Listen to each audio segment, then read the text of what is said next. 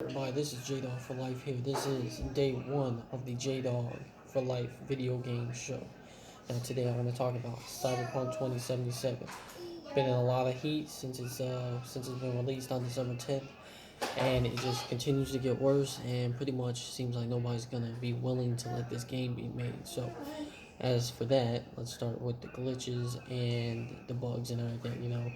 The game's having lots of glitches, whether NPCs just being in random T positions, cars flipping all the way up. You have pistols, in the dude's head that it was actually supposed to be the chip that Johnny Silverhands and there's things just all over the place that's fucked up with this game. And then there's also the fact that they removed content that looked like it was going to be in the game, but we have to remember that they did say that everything that we're seeing could potentially not be in game. So they actually put in like a little thing in the video, pretty much saving their ass when it comes to that. But they're still being sued left and right, and right now we just don't know what the direction is gonna be.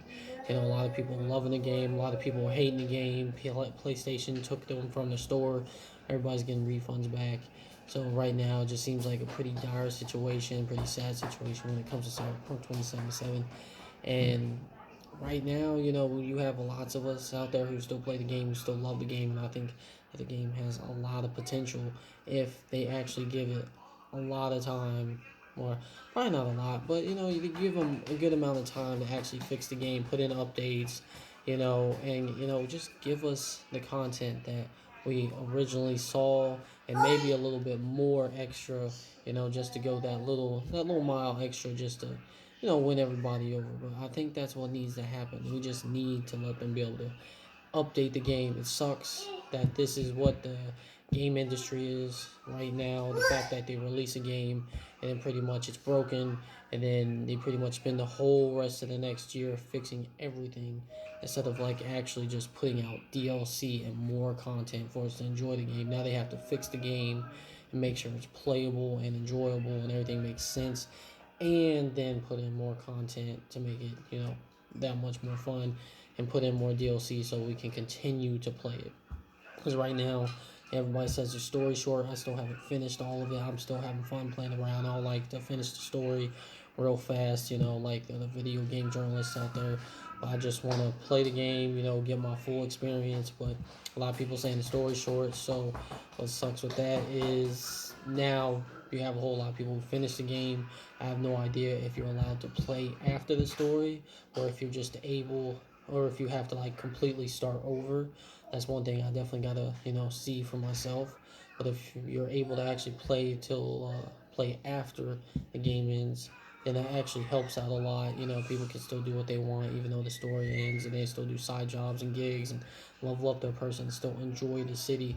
But if it's just a one-way street, where it pretty much just ends and everybody pretty much has to do everything, side mission gigs and like everything that they want to do in the city before they finish the story, because the fact that the story is short definitely kind of sucks. I don't know what the time is for I guess an average story in video games, but I do know that it's probably like 4 to probably 8 hours just probably isn't enough. I think about like 20 hours or more. That I think that would be a good enough content for a story. Really get you immersed with the characters and everything. Like, you have your character V, and then he has his partner Jackie, and the problem with that is we didn't even get to see that dude that much. They pretty much, we met him, whichever life path you did, we met him for a little bit, but you never actually do any missions with him, like actual, like, combat wise or anything. And pretty much he's like dead, within like a few scenes. They show the fact that V and him had like this great relationship that they formed. We didn't actually get to build it ourselves, so that was kind of hollow when he died. I didn't really feel like he actually didn't really actually feel it. It didn't really hurt. Now everything going on with like Judy and like everybody else in the story, Panam, it felt like an actual connection there, because we actually spent time doing missions with them, and getting into combat and actually having like these lots of conversations. And but right now I definitely think that the game It's definitely, obviously, it's definitely playable. Some people, I've seen the videos, like they just get stuck. They have to reload the save.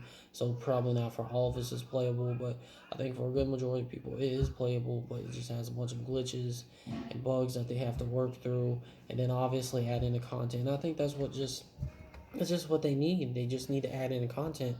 And I think because when you run around the city, you're driving around the city, you're doing missions, you're doing the combat, you're talking to people, everything isn't as immersive as it can be, but you definitely see the potential there because it still intrigues me. It still pulls me in. I'm still like fully just focused on this game when I'm playing. So they just need to do that, and I think that they could actually make a really great game. And just really come back hard. Thanks. This is JDAWG for life. Peace.